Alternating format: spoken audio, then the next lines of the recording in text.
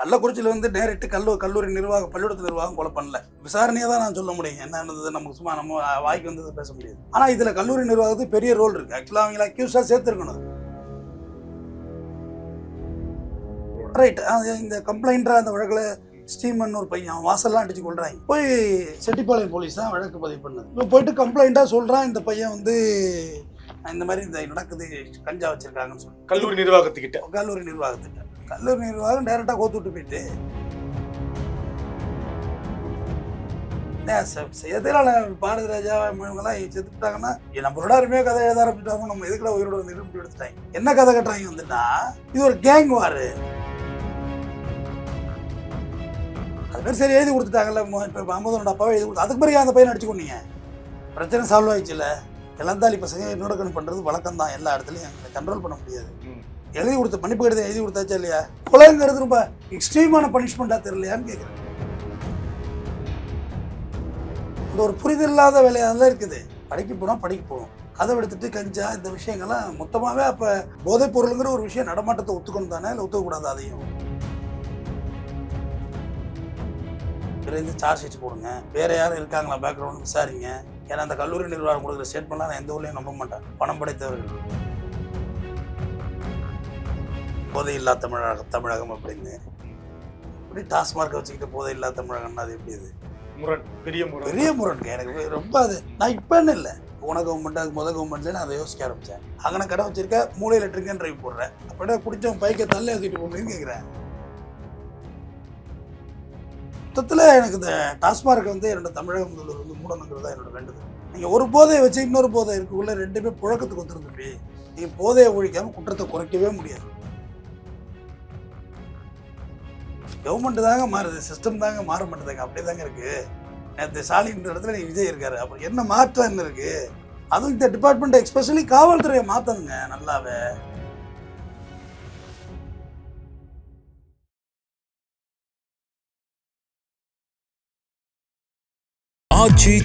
எந்த சமையலும் ருசி தேடும் ரகசியம் 20 ரூபாய். போர்வைக்கால அட்டகாச ஆடியோ ஆஃபர் ஸ்டார்ட் ஆகிருச்சு. போர்வைக்கால பொருட்கள் வாங்கி 1 கோடி மதிப்புள்ள கிஃப்ட்ஸ் வின் பண்ண வாய்ப்பை பெறுங்க.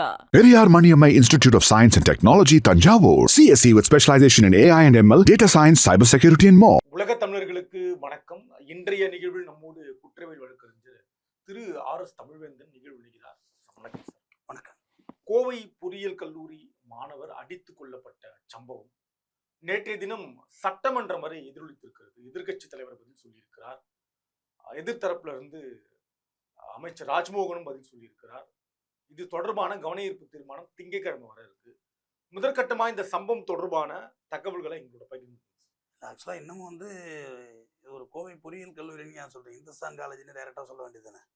உன்னை எஃப்ஐஆர்லேயும் அப்படியே போட்டு உலட்டுறாங்க. ஒரு தனியார் கல்லூரி, என்ன தனியார் கல்லூரி? பாதுகாப்பு நலன் கருதி பேர் இல்லையா அதுக்கு பேர்? அப்போ கள்ளக்குறிச்சியில் மட்டும் அந்த பள்ளிக்கூடத்தை டைரெக்டாக கோத்துட்டீங்களா? எப்படி கோத்துட்டாங்க எல்லாரும் சேர்ந்து? அது போன ஆட்சி. அது என்ன பாதுகாப்பு நலன்? வாட்டவர் மேபி ஒன்றும் மெனக்கிட்ட கல்லூரி நிர்வாகமாக கொலை பண்ணிச்சு அப்படின்ற மாதிரி நம்ம பார்க்கணும். கள்ளக்குறிச்சியில் வந்து டைரக்ட் கல்லூரி நிர்வாகம் பள்ளிக்கூடத்து நிர்வாகம் கொலை பண்ணல. அது விசாரணையை தான் நான் சொல்ல முடியும். என்ன இருந்தது நமக்கு சும்மா நம்ம வாய்க்கு வந்தது பேச முடியாது. ஆனால் இதில் கல்லூரி நிர்வாகத்துக்கு பெரிய ரோல் இருக்குது. ஆக்சுவலாக அவங்கள அக்யூஸாக சேர்த்துருக்கணும். எப்படி? எந்த இடத்துல? எப்படின்னா இந்த அமுதன் இந்த மாணவன் வந்து 19 வயசு, கள்ளக்குறிச்சியை சார்ந்தவன், பிஇ படிக்கிறான் அந்த பையன். இப்போ இவன் வந்து என்ன சொல்கிறான், இந்த கல்லூரியில் ஒரு 5 பேர், ஒரு பையன் 17 வயசு இருக்கான்.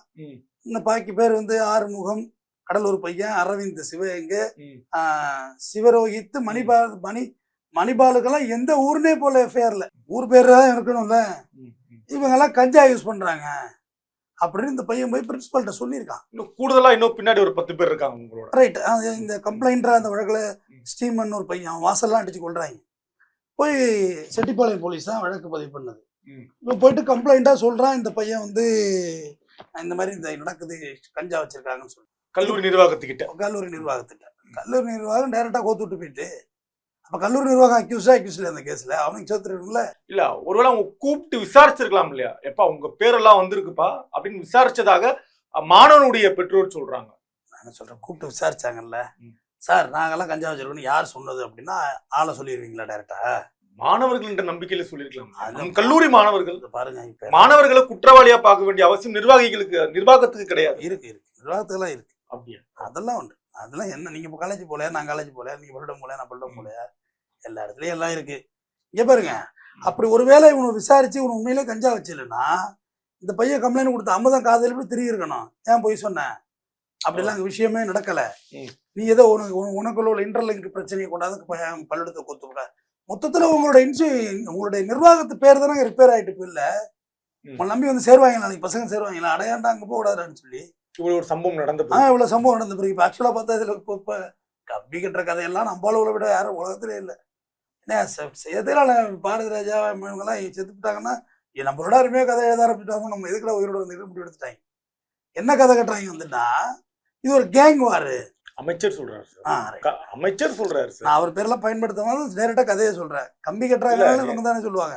சொல்றீங்க அமைச்சர் கவனமா கையாளணும்ல. அமைச்சர் கதை கட்டுறாருன்னு நீங்க வழக்கறிஞர் பதிவு பண்ற மாதிரி. நான் அமைச்சர்லாம் சொல்றேன், நான் போலீஸ் தான் சொல்றேன். நான் எதுக்கு அமைச்சர் சொல்றேன்? சரி, அவரோட விருப்பம் அது. அவங்க என்ன அங்க என்ன அமைச்சரே நடந்துகிட்டு இருக்கீங்க.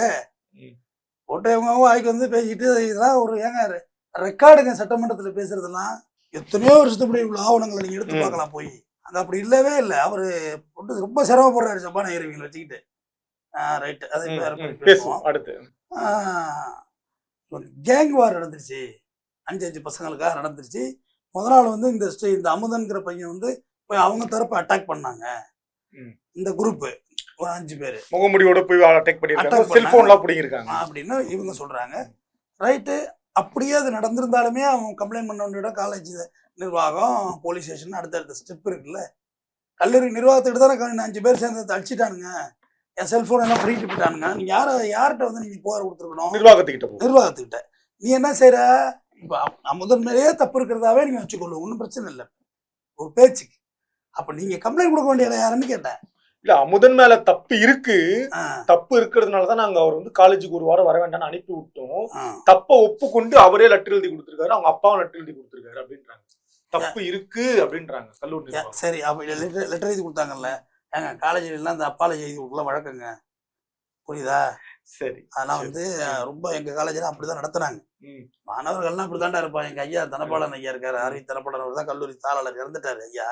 தலபாலன் அவர் வந்து எப்படி சொல்லுவாரு, தனபாலன் ஐயா பையன் அப்படிதான் இருப்பான், பசங்க தானேயா, அப்படி மோல்டா பண்ண முடியும் அவங்கள, கொஞ்சம் கொஞ்சமே தான் சரியாகி வருவாங்க. நம்மலாம் படிக்கலையா காலேஜ்னு ஒரே வாரத்தை முடிச்சுப்பாரு.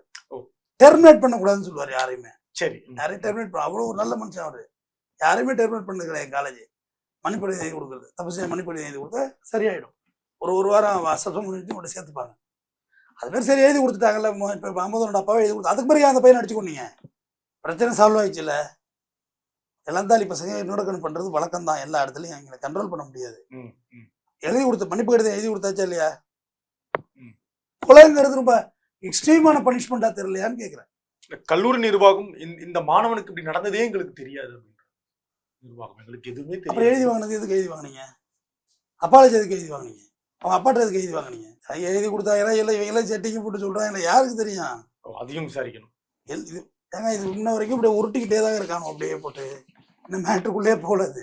இது மட்டும்தான் காரணமா இருக்குமாங்கிறதே எனக்கு பெரிய கேள்விக்குறிதான். இல்லை கல்லூரி நிர்வாகத்தை நீங்க என்ன சாங்கா விசாரிக்கணும், அதுதான் முக்கியம். கள்ளக்குறிச்சி ஸ்ரீமதி விஷயத்தை எடுத்து பார்க்கக்குள்ள இவ்வளோ பெரிய ஃபைட்டிங் அங்கே நடந்துச்சு. சொல்லுங்க, எவ்வளோ பெரிய இஷ்யூ வளாகமே சூறையாடப்பட்டாங்க. ஒன்றுமே இல்லை, கொளுத்தி பஸ்ஸை வச்சு எரிச்சு விட்டு ஒன்றும் இல்லாம. ஏன் இந்த கல்லூரியில் ஒரு செங்கல்ல கூட யாராலையும் தொட முடியல? அப்போ இருந்த கவர்மெண்ட் ஒன்றும் பலவீனமாகலாம் இல்லை, அவங்களும் துப்பாக்கி இருந்துச்சு, ஃபயரிங் பண்ண முடிஞ்சோம். அவங்க என்ன சொன்னாங்கன்னா, குழந்தை செத்துச்சு, சட்ட ஒழுங்கு பார்த்துங்க, யாரும் உயிர் சேதம் ஏற்படுத்திடாதீங்கன்னு போலீஸை இன்செக்ட் பண்ணாங்க. எமோஷன் நடக்குதுங்க பிரச்சனை, உணர்வுபூர்வமாக ரியாக்ட் பண்ணாதீங்க, விடுங்க, அமைதியா இருங்க, எதுவாக இருந்தாலும் பார்த்துக்கிடுவோம் அப்படின்னு தான் பேலன்ஸ் பண்ணாங்க. ஒரு உயிர் சேதம் இல்லாமல் ஹேண்டில் பண்ணியிருக்காங்க கள்ளக்குறிச்சி இஷ்யூவை. ஆனால் இவங்க அப்படி இல்லை. இப்போ யாரை காப்பாற்றவங்க நினைக்கிறாங்க? ஏன் எஃப்ஐஆரில் ஊர் பேர் போடல? எப்படி இந்த ட்ரையல் நடத்துவீங்க? எப்படி சார்ஜ் ஷீட் போடுவீங்க? ஒரு நிமிஷத்தில் பேர் கிடைக்காதாங்க? போயிட்டு இருக்க பிரின்சிபல் ரூம் போனால் பேர் ஊர் கிடைக்காதான்னு கேட்குறேன். அடுத்தடுத்து இது எல்லாமே விசாரணையில் சேர்க்கப்படலாம். தற்போது ஒரு தகவல் வந்திருக்கு, முதற்கட்ட தகவல். அது சேர்த்துவாங்க, அடுத்தடுத்து வந்து அது சேர்த்துவாங்க. இவனுங்களும் படிக்கிற வயசுல குலகேஸ் எடுத்து வாழ்க்கை வீணா போகுதுங்கிறது தான் என்னோட கருத்து. ஒருத்த வீட்டுல புள்ள செத்து போச்சு, நீனும் என்னமோ நடப்படம் தான். கோர்ட்டு கேஸ்ல அலைஞ்சு எப்போ வருவா? திருப்பி அந்த காலேஜில் உன்னை சேர்த்துப்பாங்களா? படிக்க போனியா, கொலை பண்ண போனியா? அந்த ஒரு புரிதல் இல்லாத வேலையாதான் இருக்குது. படிக்க போனா படிக்க போகணும், அதை எடுத்துட்டு கஞ்சா இந்த விஷயங்கள்லாம் மொத்தமாகவே அப்போ போதைப் பொருளுங்கிற ஒரு விஷயம் நடமாட்டத்தை ஒத்துக்கணும் தானே, இல்லை ஒத்துக்கக்கூடாது அதையும்? அது நிச்சயம் ஒத்துக்கணும், இல்லை நடந்திருக்குன்றாங்க. பெற்றோர் அழுகுறாங்க சார், கண்ணெதிராக அழுகுறாங்க. நம்ம ஊடகங்கள்ல பார்க்க முடியும். மகனை இழந்த அம்மாவும் அப்பாவும் அழுகுறாங்க. அது புத்திர சோகம். படிக்க போன பிள்ளை பணமாக வருது, படிக்க போன பிள்ளை பணமாக வருது, வெட்டி போட்டால் இப்படி இருக்கும், அடிச்சு கொள்றாங்க. இதில் அந்த பையன் ஸ்டீமன் கம்ப்ளைண்டர், அந்த பையனுக்கு பாதுகாப்பு கொடுங்க, அவனை செக்யூர் பண்ண சாட்சி. அவன் தான் ஐ விட்னஸ்ஸு, அவன் தான் புகார் கொடுத்துருக்கான். அந்த பையனுக்கு ஒரு ராயல் சல்யூட்டு. எனக்கு என்னண்டு போயிருந்தானாக்க சக நண்பன் கூடயே இருந்திருக்காங்க சார், யாராக இருந்தாலும் கண்ணெதிர பார்த்துருக்கான். எனக்கு என்னன்னு போயிட்டா எப்படி போக முடியும்? போயிட்டா என்ன பண்ண முடியும்? ஸோ அவன் செஞ்சிருக்கான், அவனை வாழ்த்தணும் அந்த இடத்துல. அதான மற்ற மாணவர்களுக்கு ஒரு மோட்டிவேஷன். அவன் பாதுகாப்பும் கொடுக்கணும், அவனை பாதுகாப்பு கொடுங்க, அவனை செக்யூர் பண்ணுங்க. அந்த பையனை இப்போ இல்லை, கேஸ் நடக்கிற வரையும் செக்யூர் பண்ணுங்க.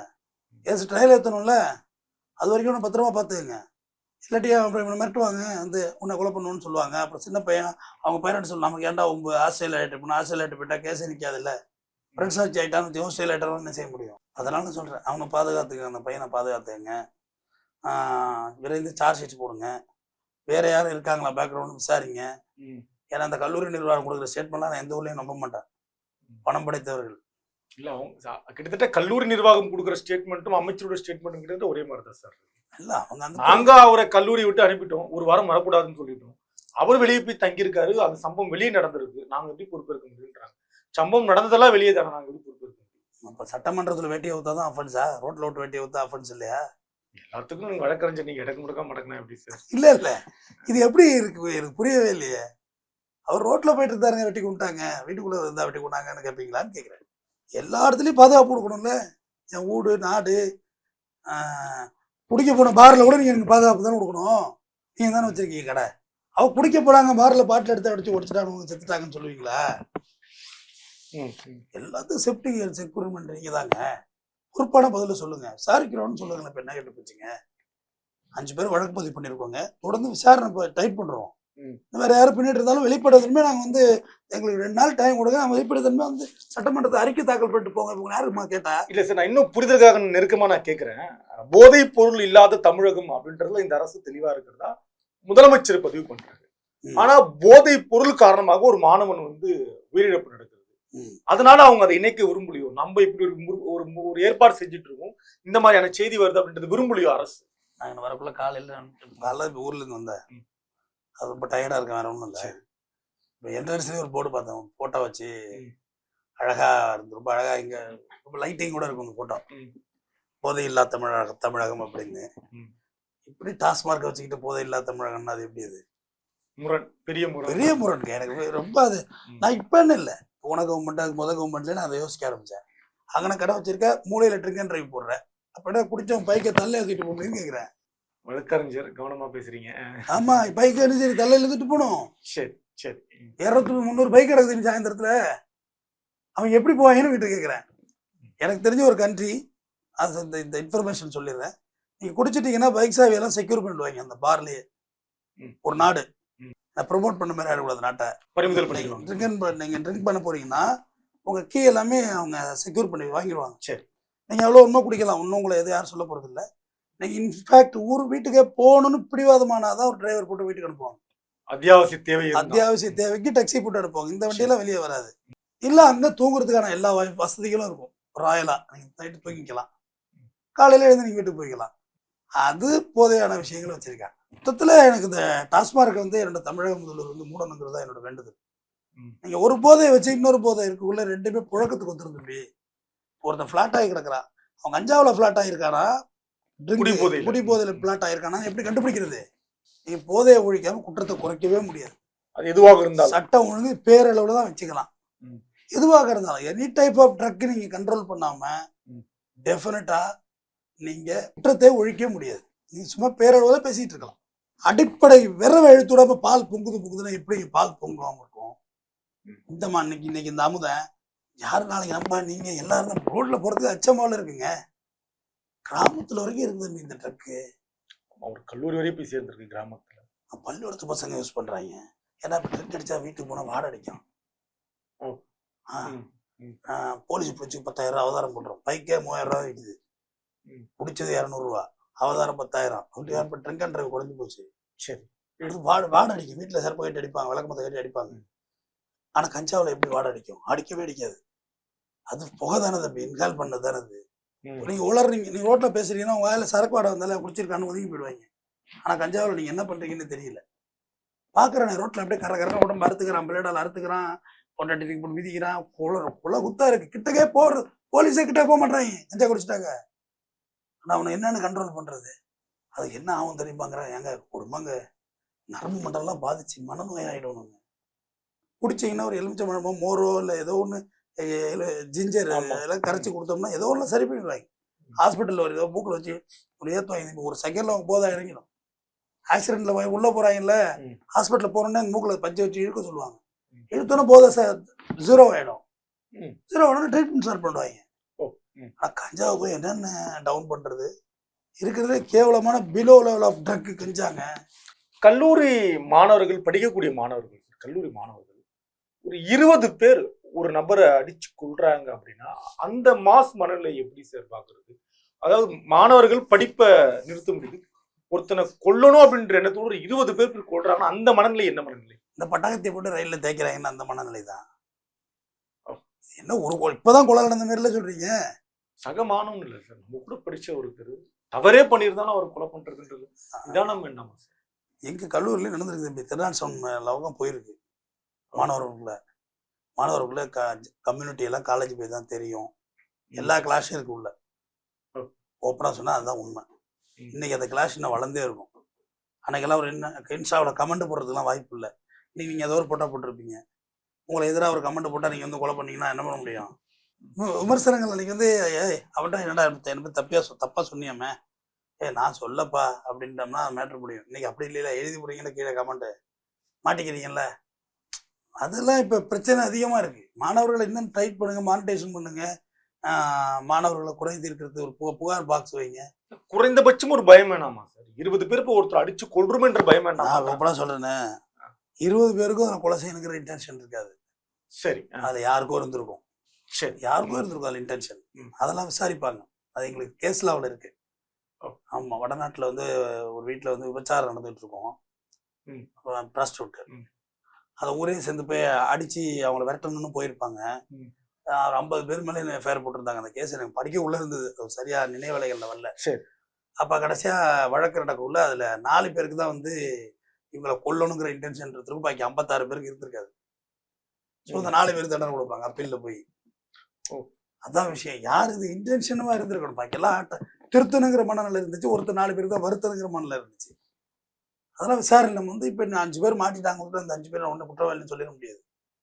இவன் பலிகடா வாயினா நமக்கு என்ன தெரியும்? பலி கொடுக்கறது தானே, யாருக்கு தெரிய போகுது? அதோட்டு இன்னமும் ஆழமாக விசாரிக்கணும். காவல்துறை வந்து என்னங்க சொல்றது, கவர்மெண்ட் தாங்க மாறுது, சிஸ்டம் தாங்க மாற மாட்டேதாங்க, அப்படியே தாங்க இருக்கு. நேற்று ஸ்டாலின் இடத்துல நீ விஜய் இருக்காரு, அப்புறம் என்ன மாற்றம் என்ன இருக்கு? அதுவும் இந்த டிபார்ட்மெண்ட் எக்ஸ்பெஷலி காவல்துறையை மாற்றணுங்க. நல்லாவே அழகா அவங்கள டெவலப் பண்ணி கொண்டு வரணும்ல.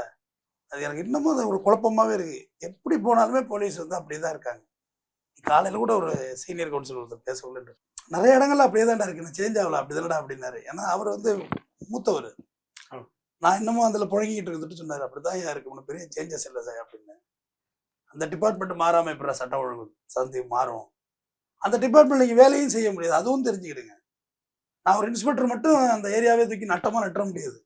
எனக்கு மேலதிகாரி ஒரு கால் பண்ணி, உனக்கு என்ன அவ்வளோ இன்ட்ரெஸ்ட்டு விட்றா, அப்படியே இப்படிதான் பேசுவாங்களே, உனக்கு என்னடா விட்றா அப்படிம்பாங்க. என்ன பண்ணுவீங்க? சரி, கடைசியாக என்ன டிஜிபி கூப்பிட்டு பேசுகிறாருன்னு வச்சுக்குவோம். நான் யார்? சாதாரண இன்ஸ்பெக்டர், என்ன பண்ண முடியும்? தம்பி, தேவையில்லாத விஷயம் அது. உனக்கு வேலை இருக்கணுமா சட்டையை கேட்டவா? பெரிய பெரிய இடத்துக்கு விவகாரம், அதெல்லாம் தேவையில்லாத வேலை. இந்த கவர்மெண்ட்னு சொல்லணும். எந்த அரசாங்கம் இருந்தாலும் முதலமைச்சர் கீழே தானே டிபார்ட்மெண்ட் இருக்கு. ஆட்சி மாறலாம், காட்சி மாறவே மாறாது. நான் வந்து என்னுடைய ரொம்ப நாள் வேண்டுகோள், காவல் நிலைய நீதிமன்றம் வைக்கணும். போலீஸ் ஸ்டேஷன்லேயே ஒரு சின்ன கோர்ட், ஒரு மேஜிஸ்ட்ரேட் அங்கீகாரத்தில் இருக்கணும், ஒரு அரசு வழக்கறிஞர் இருக்கணும், அவங்க ஓப்பனா இருக்கணும். அப்போ அந்த ஸ்டேஷன்ல என்ன நடக்குதுங்கிறது அவருக்கு மானிட்டர் பண்ணிட்டு வரல. இவங்க ரவுண்ட்ஸ் போறப்ப தானே பாக்குறாங்க, அவன் உட்காந்துருக்கான், செல்ல இருக்கான், என்ன இருக்கான்னு. அது அங்கேயே வச்சுட்டாக்க ஒண்ணு சின்னதா விசாரணை அங்கேயே நடக்கட்டும். ரிமாண்டுக்கு போய் நைட்ல அத்தராத்திரில மேட்சிட்டு போய் கிளப்புறீங்க, இவரே ரிமாண்ட் பண்ணிவிடுவார்ல.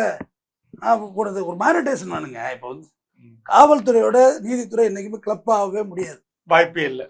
ஒரு வக்கீலும் போலீஸும் ஃப்ரெண்டாக இருக்கவே முடியாது. பாம்பும் கீரி தான் ஆகவே முடியாது. நான் விரும்பினாலும் அந்த போலீஸ்காரர் ஏற்றுக்க மாட்டாரு, அவர் விரும்பினாலும் நான் ஏற்றுக்க மாட்டேன், பயம்.